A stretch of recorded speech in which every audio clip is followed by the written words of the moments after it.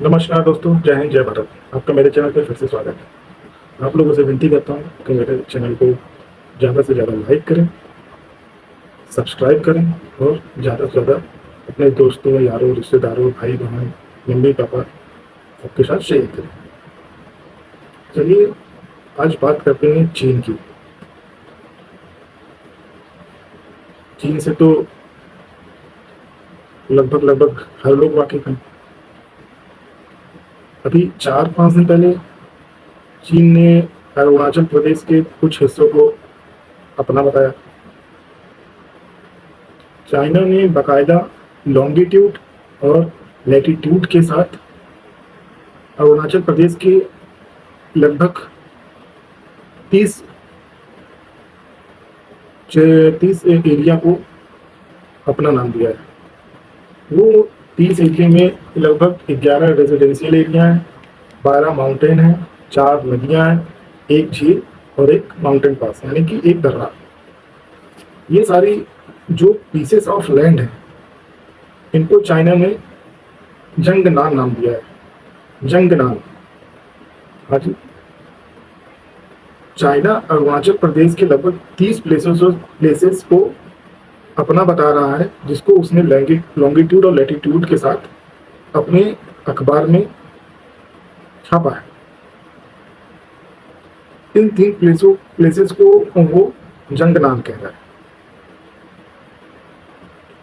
बता दें कि 1962 का जो युद्ध भारत और चाइना के बीच हुआ वो भी सीमा को लेकर ही हुआ, सीमा से सटे हुए क्षेत्रों को लेकर हुआ। इसी बीच एक बात चाइना को देखनी और समझनी चाहिए कि जब अरुणाचल प्रदेश के स्थानीय लोग भारत का झंडा लेके निकल रहे हैं, भारत के सपोर्ट में बात कर रहे हैं, भारत का गुणगान कर रहे हैं और कह रहे हैं कि ये भारत का हिस्सा है, फिर भी चाइना जबरदस्ती कर रहा है। चाइना की ये आदत कोई आज की तो है नहीं। आबादी इतनी ज़्यादा होती जा रही है, जगह कम होती जा रही है, और ऊपर से चाइना की विस्तारवादी नीति कि जहाँ थोड़ी सी जगह पाओ वहाँ आर्मी कैंप बना लो, वहाँ गांव बसा लो और धीरे धीरे मेंटल प्रेशर देके उस जगह को कब्जे में ले लो। अब अरुणाचल प्रदेश के जिस हिस्से पे चाइना अपना हक जता रहा है उसको LAC कहा जाता है, line of actual control.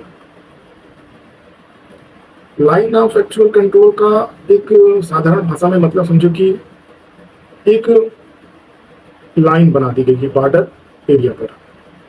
China और अरुणाचल प्रदेश के बीच एक लाइन बना दी गई है।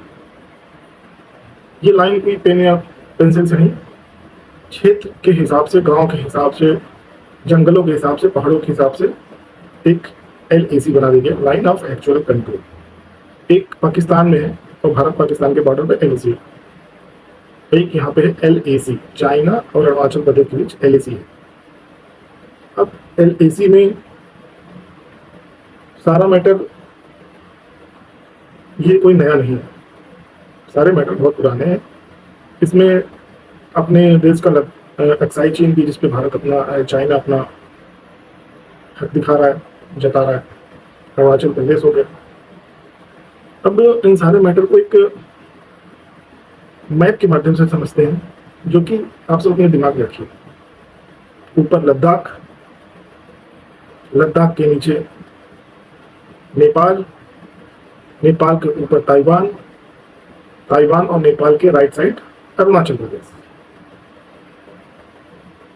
ताइवान चाइना और भारत के बीच में। ताइवान को बफर स्टेट भी कहा जाता है। बफर स्टेट का मतलब कि हर देश चाहता है कि उसके बॉर्डर पे एक बफर स्टेट हो या बफर कंट्री हो या बफर प्लेस हो। बफर प्लेस हर दृष्टि से इंपॉर्टेंट होता है किसी भी देश के लिए, उसके बॉर्डर के लिए, उसके बॉर्डर की सुरक्षा के लिए। अब जो कि ताइवान भारत और चाइना के बीच में और बफर स्टेट है, शुरुआत में जवाहरलाल नेहरू भारत के थे और चाइना, इन दोनों के बीच बहुत बार बातें हुई, मीटिंग्स हुई कि ताइवान का कंट्रोल किसके पास जाएगा। तो ताइवान ने तो खुद कहा कि हम किसी के कंट्रोल में नहीं रहेंगे, हम किसी के अधीन नहीं रहेंगे, मगर ये बात चाइना ने नहीं मानी। तब उस समय चाइना ने हाँ कहा ना कहा, लेकिन साफ साफ ये नहीं कहा कि हम ताइवान को एक ऑटोनोमस स्टेट मानते हैं या आज़ाद देश मानते हैं। लेकिन नेहरू जी ने कहा कि इसको हम आज़ाद स्टेट मानते हैं और इसको एक बफर स्टेट की तरह रखते हैं। भारत ने दरिया देवी दिखा। तो भारत का इसके पीछे तर्क यही था कि चाइना और भारत के बीच एक बफर स्टेट है। बफर स्टेट का ये फायदा है कि अगर चाइना भारत पे हमला करना चाहता है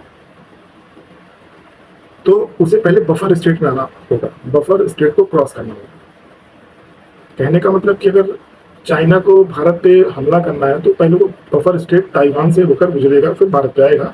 हालांकि कुछ क्षेत्र कुछ 100 किलोमीटर डायरेक्ट भारत के कांटेक्ट में है, जो कि अरुणाचल प्रदेश से कांटेक्ट में है चाइना, लेकिन ज़्यादातर एरिया ताइवान सेफ रखता है भारत को चाइना से। अब जो आज का मेरा मेन मुद्दा है वो चाइना किस तरह से अपनी विस्तारवादी नीति के माध्यम से अपने आस पड़ोस के देश में हर मैटर में घुसपैठ करने का प्रयास करता है। अब जो खबर आ रही है वो ये आ रही है कि चाइना AI आर्टिफिशियल इंटेलिजेंस की मदद ले रहा है भारत में जो चुनाव होने वाले हैं उसको प्रभावित करने के लिए। अब ये सारी बातें भारत तक क्यों पहुंची? क्योंकि आपको बताया कि चाइना बफर स्टेट है। जनवरी 2024 में ताइवान में चुनाव हुए। ताइवान ने खुले तौर पे बताया कि वहां पे जो चुनाव हुए वो लगभग 20% से लेकर 30% चाइना ने हाईजैक कर लिया था AI की मदद से। चुनाव को प्रभावित करने के लिए चाइना ने AI की मदद ली। अब वो चाइना भारत में चुनाव को कैसे प्रभावित करेगा AI की मदद से, वही बात यहाँ पे हम आज समझने का प्रयास करेंगे। देखिए, AI में इंसान को सिर्फ कमांड लाइन लिखना होता है, प्रॉम्प्ट, उसको एक आज्ञा देनी होती है। AI मतलब चैट GPT या और गूगल के अपने टूल्स हैं। इसका एक एग्जांपल ऐसे समझिए कि जैसे आपको एक निबंध लिखना है किसी भी टॉपिक पे, तो आप पहले उसको सोचेंगे, समझेंगे, मेहनत करेंगे, लिखेंगे, तब जाके एक निबंध आपका बनेगा। लेकिन AI क्या करता है? AI में आपने लिखा A से ऑन इंडिया, A से on cow, how to unbox wireless mobile phone, how to unbox wireless charger. आप एक लाइन उसको प्रॉम्प्ट करेंगे और वो सारा स्क्रिप्ट आपको दे देगा। मतलब कि मैन पावर कम लगेगा, दिमाग कम लगेगा, और काम बहुत ज़्यादा भयानक होगा। आज की डेट में मोबाइल हो, चाहे मोबाइल नंबर हो और चाहे ईमेल आईडी हो, सारे फर्जी आते हैं। फर्जी कहने का मतलब मेरे है कि ऐसे भी मोबाइल आते हैं जिनको ट्रैक नहीं किया जा सकता, ऐसे भी मोबाइल नंबर आते हैं जिनका कोई अस्तित्व ही नहीं है। जी हाँ, मैंने सही कहा, आप लोगों ने भी पहली बार सुना होगा। ऐसे भी मोबाइल नंबर्स आते हैं जिनका कोई एग्जिस्टेंस ही नहीं है भारत में, हम उस नंबर को ट्रैक ही नहीं कर सकते। मगर उसका यूज कर सकते हैं कुछ लिमिटेड जगहों पे। यही बात ईमेल आईडी पे भी लागू होती है। ईमेल आईडी भी ऐसी हो सकती हैं जिनका एग्जिस्टेंस नहीं होता है, मगर वो लिमिटेड जगहों पे यूज की जा सकती है।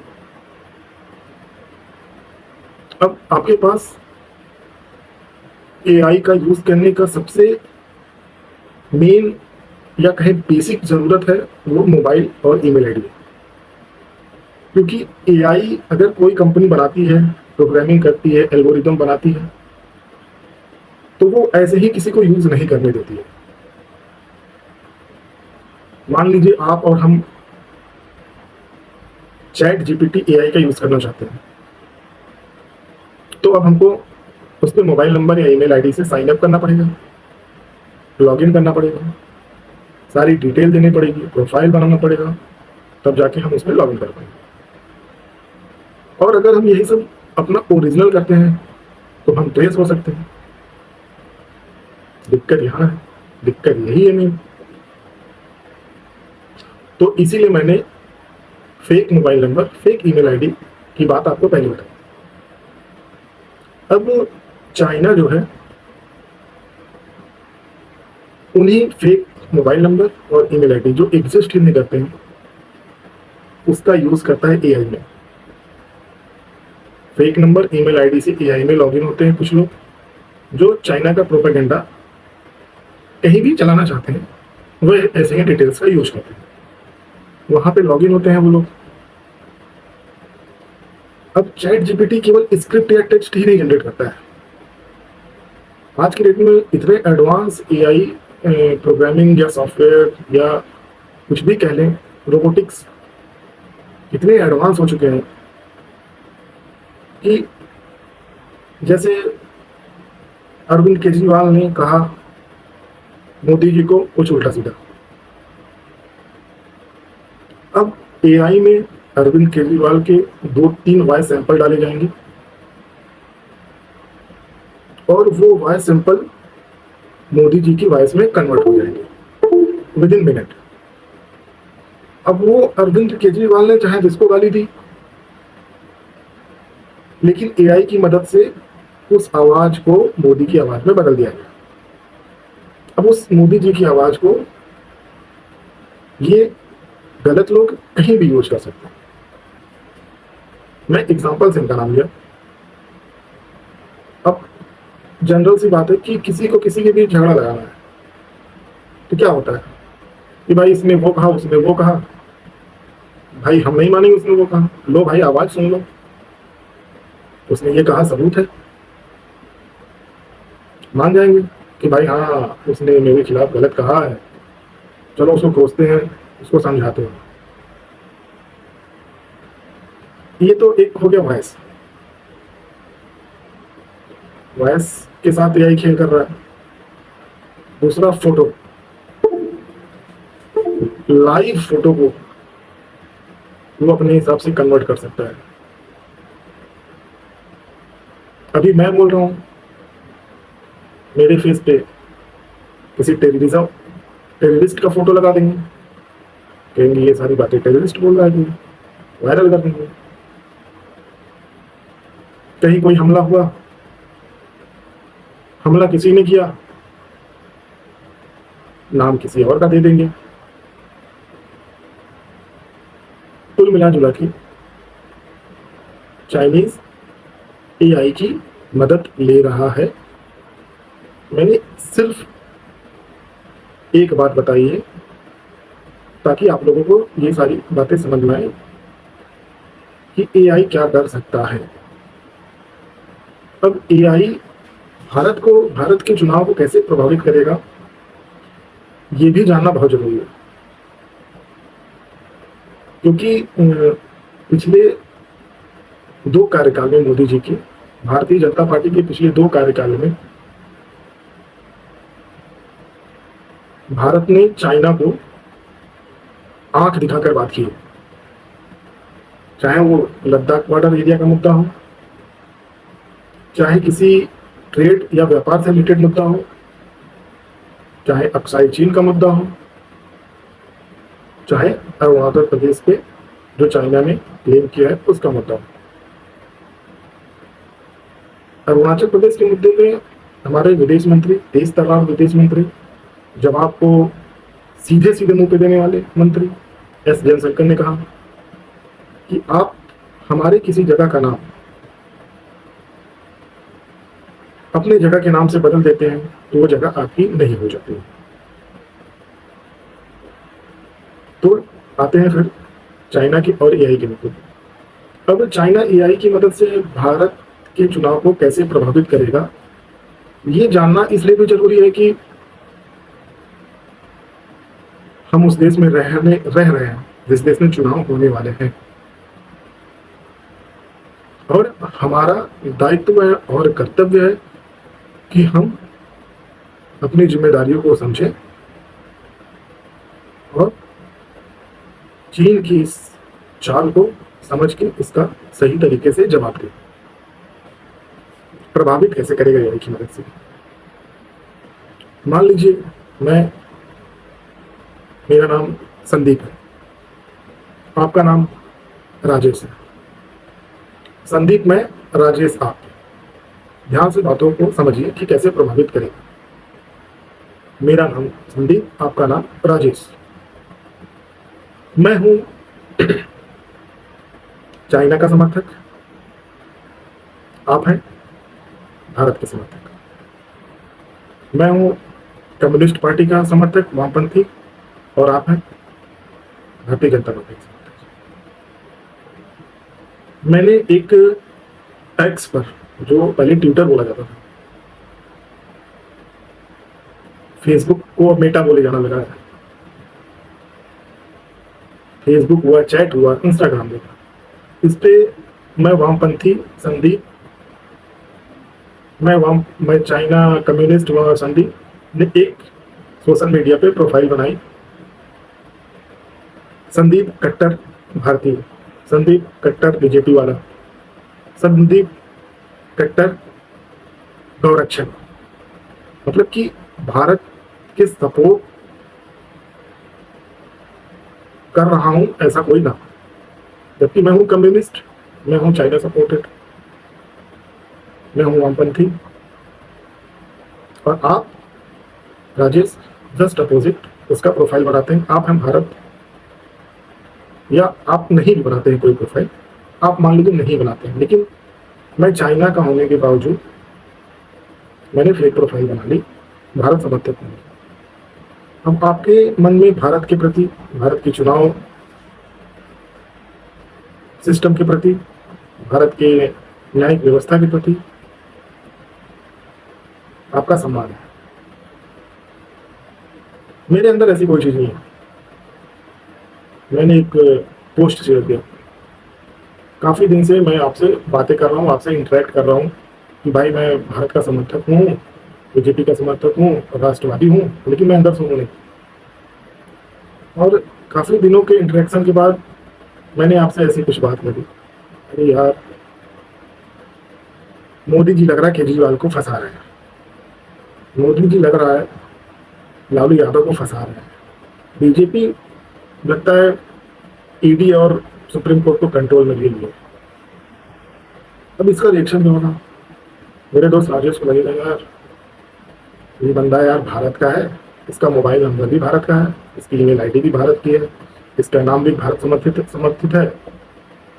वो सारी चीज़ें भारत में देख रहा है, हालांकि वो सारी चीज़ें गलत ही हैं जो हो रही हैं भारत में, वो गलत हो रही है। मोदी जी उसके खिलाफ एक्शन ले रहे हैं, बीजेपी उसके खिलाफ एक्शन ले रही है, न्यायपालिका उसके खिलाफ एक्शन ले रही है, लेकिन फिर भी उसके मन में वो बार बार भरेगा कि मोदी जी, न्यायपालिका और ईडी गलत कर रही है। अब उसके मन में टकराव आएगा कि हम आज तक जिसको अच्छा समझ रहे हैं वो गलत है। इसी तरह के कई माध्यम हो सकते हैं। अब एआई इसमें कैसे मदद करेगा? तो ये एआई इसमें कैसे मदद करेगा? मैंने प्रोफाइल बना ली सोशल मीडिया पे, मैंने एआई में एक कमांड दिया कि मोदी जी भ्रष्टाचारी हैं, please generate that kind of images. Modi ji China के राष्ट्रपति शी जिनपिंग से चोरी छुपे मिलने गए, जनरेट और इमेज। मोदी जी ने कोई कॉन्फिडेंशियल डाटा लीक कर दिया पाकिस्तान के साथ, generate this kind of video. ये सारी वीडियो एआई चुटकियों में जनरेट करता है। हमें सोचना पड़ेगा, हमें एडिट करना पड़ेगा, हमारा लोकेशन होगा सबसे बड़ी बात, हम ट्रेस हो सकते हैं। लेकिन एआई सारा काम ऐसी जगह से करेगा जिसको ट्रेस करना असंभव होगा। अब वो इमेज वीडियो जनरेट हो गई, वो सोशल मीडिया पर फैल रहे हैं, उसको फैलाया जा रहा है, लोग देख रहे हैं, सही को गलत, गलत को सही। जितना जिसके पास बुद्धि है, जितना जिसके पास विवेक है, वो उस हिसाब से उसको समझ रहे हैं, उसको फिर रिएक्शन दे रहे हैं उसका। अब फिलहाल एआई का जो मिसयूज हुआ था वो असम की घटना में भी यूज हुआ था। असम की घटना में एक महिला को निर्वस्त्र करके घुमाया गया था। वहां पे भी चाइना ने उस वीडियो फुटेज को गलत तरीके से एडिट करके फैलाया था। कुल मिला जुला के हमारा और आपका कर्तव्य है कि ऐसी चीजों को देखें ध्यान से, उनको समझें और खुद तो अलर्ट रहें, अपने जान पहचान के लोगों को, अपने भाई बहनों को, अपने माता पिता को, और थोड़े जो कम पढ़े लिखे आपके घर में लोग हैं, हमारे रिश्तेदार हैं, उनको खास तौर पे ये सारी चीजें बताएं। क्योंकि भारत को चाइना की विस्तारवादी नीति पर जवाब देना मोदी सरकार अच्छी तरह से जान चुकी है। जयशंकर के माध्यम से वो जवाब वो देती भी है। चाइना को अब समझ में नहीं आ रहा है कि जो 2014 से पहले हम कर लेते थे वो अब करना थोड़ा मुश्किल हो रहा है। इसके लिए सरकार को बदलना पड़ेगा। अब देश का भार, देश की जिम्मेदारी हम लोगों पे है। कैसे चाइना के इस अस्त्र और शस्त्र का जवाब देना है, अपने शास्त्र से, अपने ज्ञान से, अपने राष्ट्रवादी सोच से, अपने लोगों को साथ लेकर। आशा करता हूं आप सभी को एआई पर ये सारी बातें एक आसान तरीके से समझाने का मैंने प्रयास किया, और आप लोगों से उम्मीद करता हूं कि प्लीज़ ज़्यादा से ज़्यादा लोग लाइक करें, और ज़रूरी है कि पूरे वीडियो को आराम से बैठ के देखें, बच्चों को भी दिखाएं, घर के सभी लोगों को दिखाएं, सभी लोगों से सब्सक्राइब करने को कहें, और ज़्यादा से ज़्यादा लोगों के बीच शेयर करें। बस आप लोगों से एक यही छोटा सा निवेदन है। जय हिंद, जय भारत, नमस्कार।